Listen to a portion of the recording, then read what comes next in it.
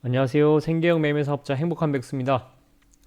오늘은 북가자 6구역, 북가자 6구역 매매 사례를 가지고 나왔습니다. 북가자 6구역은 단독주택 재건축 사업이고요.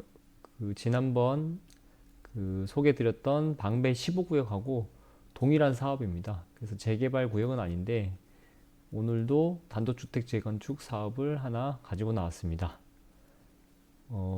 먼저 계약서를 보실 때 제가 매수했던 시점을 좀 볼게요. 매수했던 시점이 2015년 8월 20일이거든요. 2015년 8월 20일. 이 시기가 먼저 지도를 한번 볼게요. 이 시기가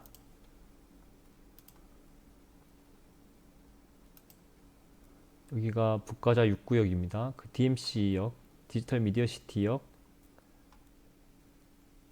동쪽에 위치한.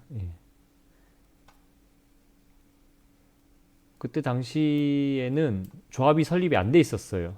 조합이 설립이 안 돼 있었고 현재는 이제 뭐 시공사 선정 단계라고 나오는데 그때 당시에는 조합이 설립이 안 돼 있었고 일부 그 대지주 분들의 반발로 인해 가지고 그 조합을 설립할 수 있는 요건을 계속 못 갖추고 있었어요. 그래서 시간이 지나면 그 조합을 설립할 수 있는 그 기간을 준 것에 대해서 그 기간 내에 설립을 못하게 되면 일몰제에 해당이 돼가지고 또 조합 그 구역 지정된 게 해제가 될 수 있는 그런 약간 위기의 상황이었어요.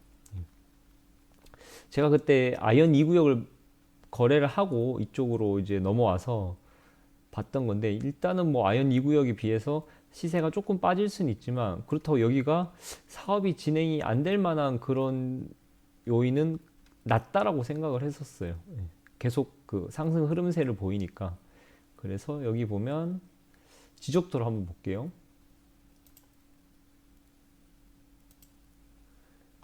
지금 보시면 땅을 좀 크게 가지고 계셨던 분들이 계셨는데 어떤 지역인지는 잘 모르겠어요. 그래서 이런 지역인지는 아니면 이런 외곽 쪽에 있는 이런 큰 땅 주인이셨는지는 모르겠지만 그분들이 주로 모이셔가지고 그 반대를 하셨었어요.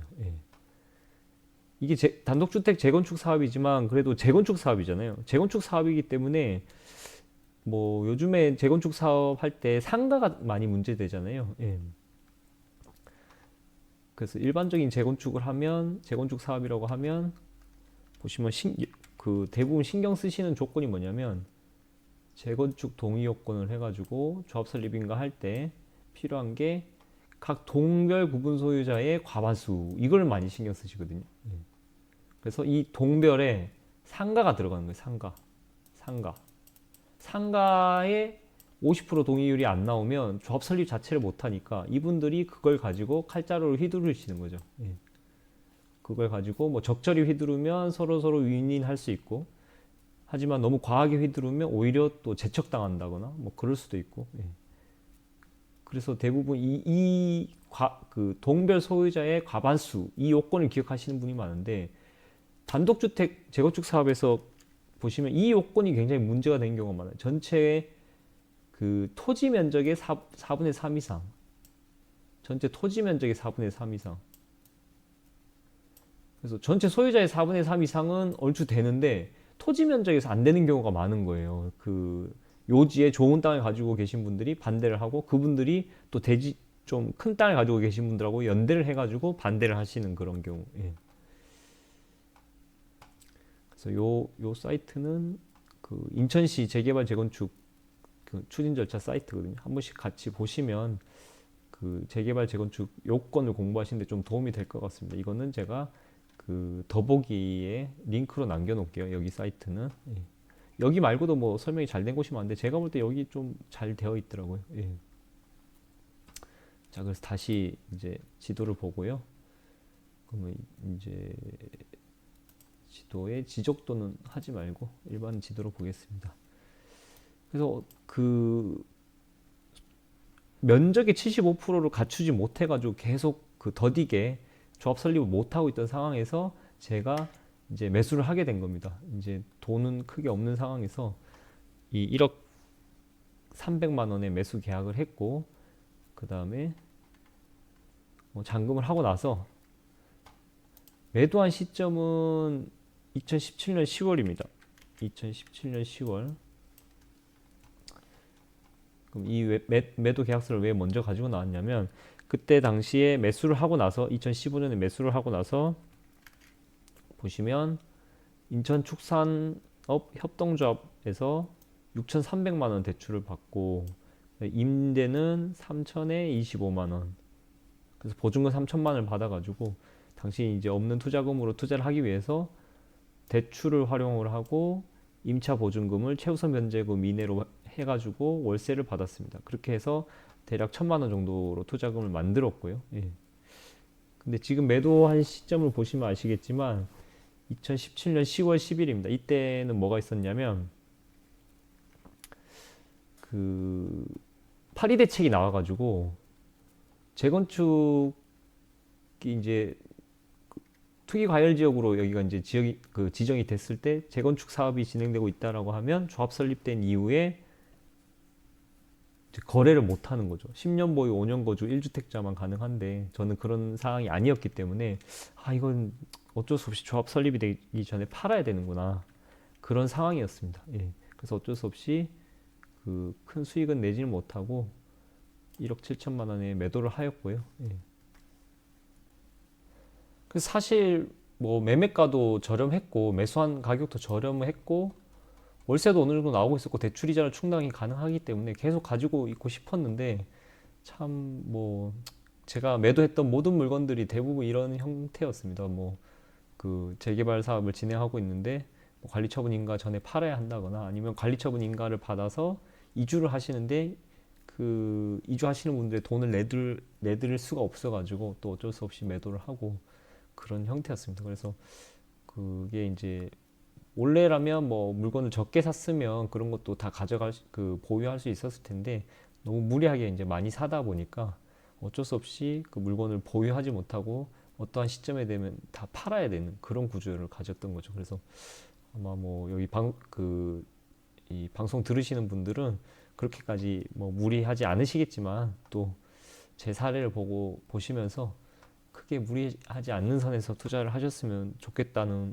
생각입니다. 자, 그리고 야, 그러면 지금 너는 1억 할 때니까 6천만 원은 뭐 대출 받고 3천만 원 보증금으로 해서 월세 놓고 그렇게 하는 거 아니냐? 지금 무슨 뭐 1억짜리가 어딨냐? 지금 말도 안 되는 뭐 대출 방식이다. 라고 말씀하실 텐데 충분히 뭐 맞는 말씀입니다. 그래서 뭐 지금 뭐 똑같이 적용해서 아주 소액으로 개발지에 투자하기에는 좀 무리가 있다라고 저도 생각을 하는데요. 하지만 그 현재 진행되고 있는 모아타운 같은 경우 그런 곳을 잘 살피셔가지고 또 그런 데 가면 또 월세 물건은 또 매매가 자체가 좀 저렴한 경우가 있어요. 예.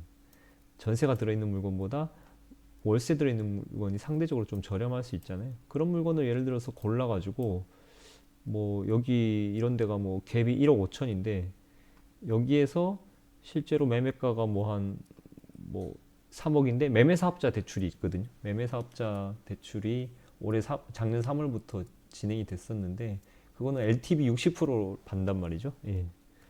매매사업자 대출 한번 볼까요? 예. 제가 적어보겠습니다. 안 되겠네. 그래서 매매사업자 대출 LTV 60% 대출. 그래서 뭐 3억에 매수를 해서 한 1억 후반대 대출을 받고 또 보증금 뭐 3, 4천을 받아서 월세 세팅을 하게 되면 그래도 뭐 갭이 뭐 1억 5천 뭐 이렇게 들어가는 물건에 비해서는 아마 투자금은 좀 줄일 수 있을 거예요. 그래서 이렇게 그 모아타운 모아타운 선정구역, 모아 선정구역, 혹은 신통 예상구역, 신통 아직 지정은 안 됐는데 신통 예상구역 이런 데에 가서 이제 빌라를 매수하실 때 매매사업자 대출을 이용을 해가지고 플러스 월세로 세팅을 하는 거죠. 그래서 대출 이자도 감당을 하고 이렇게 가져가면 또 또 장기 보유도 가능하지 않을까. 그 이자에 대한 부담을 월세로 어느 정도 커버를 하면서 그 방법도 한번 생각을 해봤습니다. 예. 이거는 이제 얼마나 자기가 물건을 잘 찾냐에 따라서 이게 투자금이 달라지기 때문에 지금도 너무 투자금이 많이 든다고 좀 포기하지 마시고 자기가 이자를 감당할 수 있는 상황이시라고 하면 이 방법도 좀 생각해 보실 수 있을 것 같습니다. 자, 오늘은 여기까지 하겠습니다. 감사합니다.